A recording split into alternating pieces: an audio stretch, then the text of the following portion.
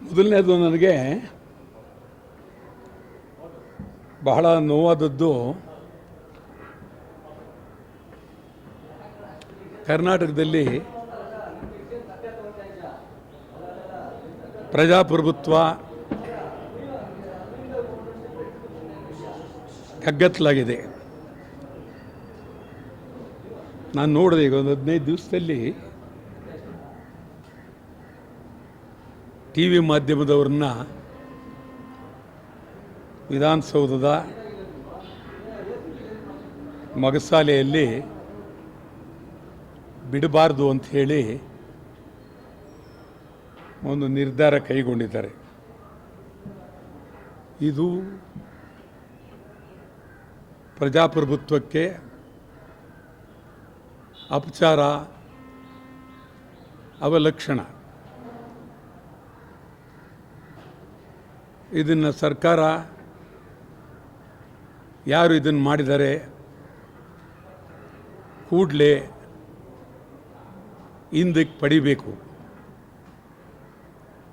ನಾನಂತೂ ಈ ಬಗ್ಗೆ ತೀವ್ರವಾಗಿ ಮಾಧ್ಯಮದವರ ಪರವಾಗಿ ಭಾರಿ ಹೋರಾಟ ಮಾಡ್ತೀನಿ ಎನ್ನುವ ಎಚ್ಚರಿಕೆಯನ್ನು ಕೊಡ್ತೀನಿ. ಸ್ಪೀಕರ್ ಅವರು ಈ ಬಗ್ಗೆ ಗಮನ ಹರಿಸಬೇಕು. ವಿಧಾನಸಭೆ ನಡೆಯುವಾಗ ಎಲ್ಲರೂ ಬರ್ತಾರೆ. ಮಾಧ್ಯಮ ಅವತ್ತಿಗೂ ಇವತ್ತಿಗೂ ಭಾಳ ಬದಲಾವಣೆ ಆಗಿದೆ. ಮೊದಲು ಕ್ಯಾಮ್ರಾ ಇರ್ತಿರಲಿಲ್ಲ. ವರದಿಗಾರರು ಎಲ್ಲ ಕಾರ್ಯಾಲಯಕ್ಕೂ ಹೋಗ್ತಾಯಿದ್ರು, ಎಲ್ಲರನ್ನು ಕೇಳ್ತಾಯಿದ್ರು. ಅವತ್ತಿಗಿವತ್ತು ಭಾಳ ಬದಲಾವಣೆ ಆಗಿದೆ. ಯಾರು ಈ ತೀರ್ಮಾನ ತಗೊಂಡವರು? ನೀವು ಟಿ ವಿ ಮಾಧ್ಯಮದವ್ರನ್ನ ಗುಲಾಮರ ರೀತಿ ಕಾಣಬಾರ್ದು. ಭಾಳ ಎಚ್ಚರಿಕೆ ಕೊಡ್ತಾಯಿದ್ದೀನಿ.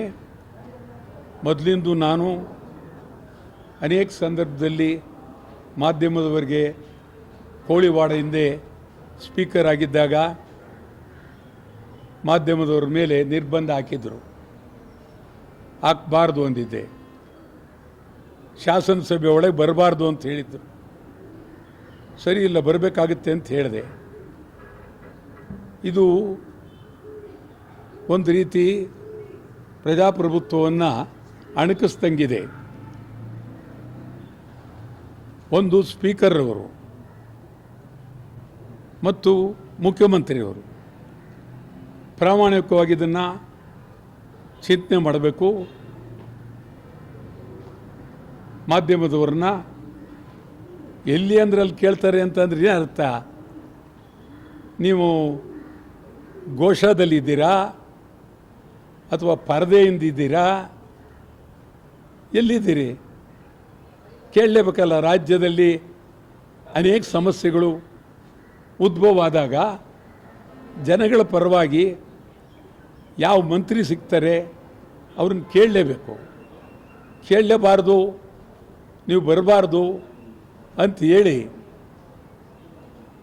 ಒಂದು ಆಜ್ಞೆ ಹೊರಡಿಸಿದ್ರೆ ಇದು ದೇಶದ ಎಲ್ಲೂ ಈ ಥರ ಇಲ್ಲ.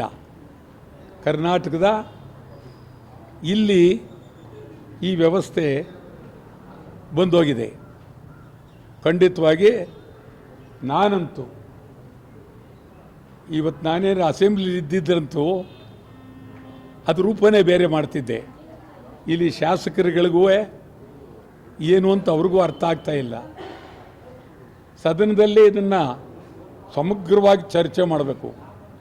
ಭಾಳ ಗಂಭೀರವಾದಂಥ ವಿಚಾರ. ಇದನ್ನು ಅಷ್ಟು ಸುಲಭವಾಗಿ ಬಿಡ್ತಕ್ಕಂಥದ್ದಲ್ಲ.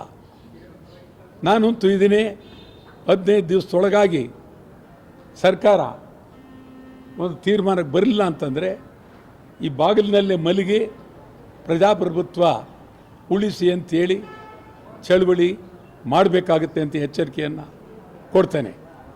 ಮತ್ತು 16 ವರ್ಷದ ವಯಸ್ಸಿನ ಮಕ್ಕಳಿರ್ಬೋದು, ವಯಸ್ಸಿನವ್ರು ಯಾರೇ ಇರ್ಬೋದು, 16 ವರ್ಷದವರೆಗೆ ಇನ್ನು ಮುಂದೆ ಸಾಮಾಜಿಕ ಜಾಲತಾಣ ಮೊಬೈಲ್ ಕೊಡಬಾರ್ದು, ನಿಷೇಧ ಮಾಡ್ತೀವಿ ಅಂತ ಹೇಳಿದ್ದಾರೆ. ಸರಿಯಲ್ಲ, ಅದರಿಂದ ಅಪಾಯ ಇದೆ. ಮಕ್ಕಳು ಕದ್ದು ಮೊಬೈಲ್ ನೋಡೋ ಪರಿಸ್ಥಿತಿ ಬರ್ತಾರೆ, ಮಕ್ಕಳು ನೋವು ಪಡ್ತಾರೆ, ದಾರಿ ತಪ್ಪೋಗ್ತಾರೆ. ಅವರು ಕೋಪತಾಪದಿಂದ ಆ ವಯಸ್ಸಿನಲ್ಲಿ ಏನು ಬೇಕಾದರೂ ಮಾಡ್ಕೊಳ್ಬೋದು. ಹುಷಾರ್, ಎಚ್ಚರಿಕೆ. ಸರ್ಕಾರದವರು ನೀವು ಅಲ್ಲಿ ಕೂತ್ಕೊಂಡು ತೀರ್ಮಾನ ತಗೊಳ್ಬೇಡಿ.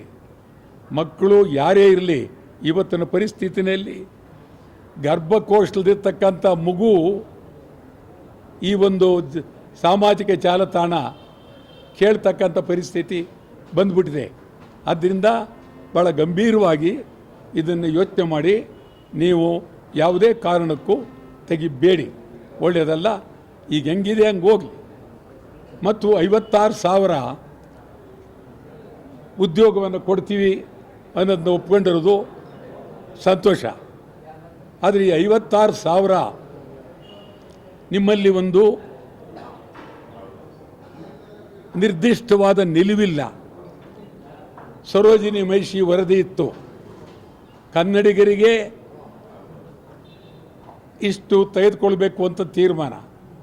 ಇವತ್ತು ವರದಿ ಮೂಲೆಗುಂಪಾಗಿದೆ. ಮತ್ತೊಂದು ವರದಿ ಸಚಿವ ಸಂಪುಟದಿಂದ ಹೊರಗೆ ಬರೋದ್ರೊಳಗಾಗಿ ಸತ್ಯ ಹೋಗಿದೆ. ನಾನು ಹೇಳ್ತೀನಿ, 56,000 ಜನರನ್ನು ಕನ್ನಡಿಗರು, ಕರ್ನಾಟಕದವರು, ಕನ್ನಡ ಮಾತೃಭಾಷೆ ಬರ್ತಕ್ಕಂಥವರನ್ನೇ ಆಯ್ಕೆ ಮಾಡಬೇಕು. 56,000 ಜನ ಕನ್ನಡಿಗರು, ಕರ್ನಾಟಕದವರು, ಕನ್ನಡ ಬರ್ತಕ್ಕಂಥವ್ರನ್ನೇ ಆಯ್ಕೆ ಮಾಡಬೇಕು. ಬಹಳ ಗಂಭೀರವಾದ ಪರಿಸ್ಥಿತಿ. ಕನ್ನಡ ಮಾಧ್ಯಮ ಶಾಲೆಗಳನ್ನು ಈಗಾಗಲೇ ಮುಚ್ಚಿದ್ದಾರೆ. ಕನ್ನಡ ಮಾಧ್ಯಮ ಶಾಲೆಗಳಿಗೆ ಉಪಾಧ್ಯಾಯರಿಲ್ಲ. ಕನ್ನಡ ಮಾಧ್ಯಮ ಶಾಲೆಗಳನ್ನು ಇಂಗ್ಲೀಷ್ ಶಾಲೆಗಳಾಗಿ ಪರಿವರ್ತನೆ ಮಾಡ್ತಾ ಇದ್ದಾರೆ. ಕನ್ನಡ ಮಾಧ್ಯಮ ಶಾಲೆಗಳಿಗೆ ಇನ್ನೂ ಅನುದಾನ ಕೊಟ್ಟಿಲ್ಲ. 2021ರಿಂದ ಅನುದಾನ ಕೊಟ್ಟಿಲ್ಲ. ಶಾಲೆ ನಡೆಸೋದು ಕಷ್ಟವಾಗಿದೆ. ಸರ್ಕಾರ ಇಂಗ್ಲೀಷ್ ಶಾಲೆಗಳಿಗೆ ಮಾರು ಹೋಗಿದ್ದಾರೆ. ಕನ್ನಡ ಮಾಧ್ಯಮ ಶಾಲೆಗಳಿಗೆ ಕೊಡಲೇಬೇಕು. ಕನ್ನಡ ಮಾಧ್ಯಮ ಶಾಲೆಗಳ ಬಗ್ಗೆ ಭಾಳ ಗಂಭೀರವಾಗಿ ಚಿಂತನೆ ತೆಗೆದುಕೊಳ್ಬೇಕಾಗಿದೆ. ಮತ್ತು ಕನ್ನಡ ಮಾಧ್ಯಮ ಶಾಲೆಗಳಿಗೆ ಕನಿಷ್ಠ ಸುಮಾರು 10,000 ಮೇಲೆ ಒಂದೊಂದು ಕಡೆ ಕೆಲಸದಲ್ಲಿಲ್ಲ. ಆ ಪರಿಸ್ಥಿತಿ ನಿರ್ಮಾಣ ಆಗಿದೆ. ಆ ದೃಷ್ಟಿಯಿಂದ ನಾನು ತಮಗೆ ಹೇಳ್ತಾ ಇದ್ದೀನಿ, ಕನ್ನಡ ಮಾಧ್ಯಮ ಶಾಲೆಗಳನ್ನು ಕಡೆಗಾಣಿಸಬೇಡಿ. ಕನ್ನಡ ಮಾಧ್ಯಮ ಶಾಲೆಗಳಿಗೆ ನೀವು ಅನುದಾನ ಕೊಡಿ. ಕನ್ನಡ ಮಾಧ್ಯಮ ಶಾಲೆಗಳು ಆರಂಭಕ್ಕೆ ಸರಳೀಕರಣ ಮಾಡಿ.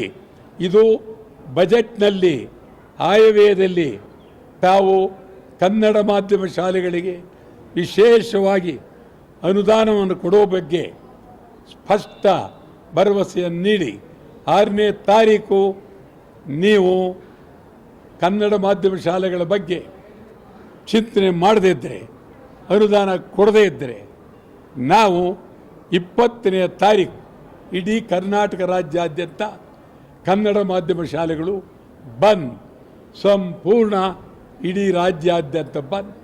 ಕನ್ನಡ ಸಂಘಟನೆಗಳನ್ನು ಮಾತನಾಡಿ ಬರೀ ಶಾಲೆಗಳು ಒಂದೇ ಅಲ್ಲ, ಇಡೀ ರಾಜ್ಯನೇ ಬಂದ್ ಮಾಡಿಸ್ತೇವೆ.